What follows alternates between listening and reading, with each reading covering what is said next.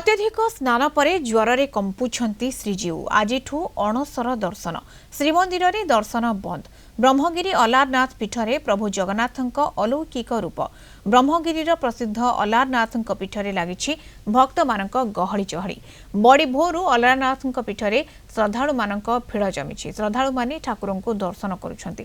सेथिपई अलारनाथଙ୍କ पीठरे व्यापक व्यवस्था करा जायछि। मंदिर रे 7 प्लाटून पुलिस फोर्स मुतयन होइछंती। 50 रु अधिक सीसीटीवी लगा जायछि। विश्वास रही 365 दिन जगन्नाथ को दर्शन करे जेतिकी पुण्य मिले अणसर समय प्रभु अलारनाथ को गोटे दिन दर्शन कले समफल प्राप्ति होता है। अलारनाथ पीठरे कला मुगुनी पत्थरर चतुर्भुज नारायण मूर्ति पूजा पाउछंती। दुई पार्श्वरे माँ लक्ष्मी एवं माँ सरस्वती विराजमान अछंती। अणसर बेले प्रभुंक पाखरे स्वतंत्र सुआदिया खीरी भोग लागि होइथाय, जाहाको पाइबा पई भक्तंक मध्यरे प्रबल आग्रह थाए।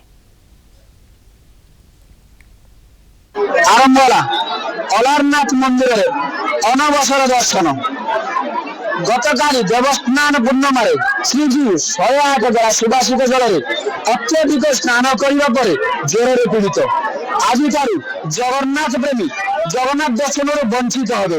वंचित भक्तों अलारनाथ देवे दर्शन जगन्नाथ रूप शिला ब्रह्म अलारनाथ देवे दर्शन जहाँ विश्वास रही परंपरा रही 365 दिन प्रभु जगन्नाथ दर्शन कले जी फल मिले ठीक अणसर समय गोटे दिन प्रभु अलारनाथ को दर्शन कले समफल प्राप्ति हुए।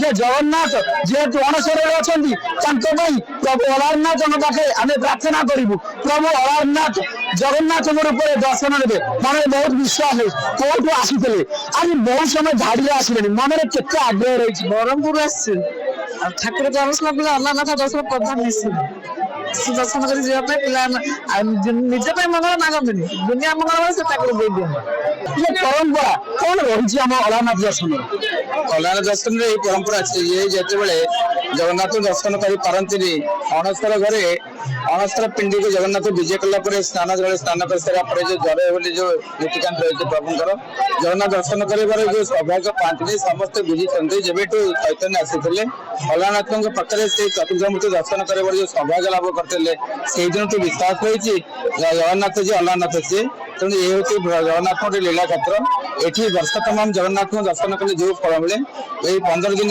जगन्नाथ दर्शन कले जहाँ फल में गोटे दिन अलारनाथ दर्शन कर समफल प्राप्ति मंदिर नीतिकांति केमती रही है ज्वर पिता गला और मंगल जो संपूर्ण सर्वसाधारण दर्शन के आरंभ है।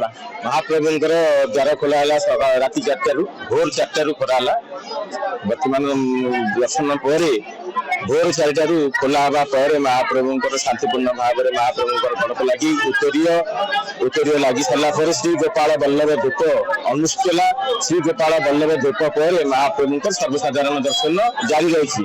बर्तमान देखुए बारिकेड मध्यम भक्त मैंने केमी सुचारू रूप आसी शांतिपूर्ण भाव में दर्शन करेंगे।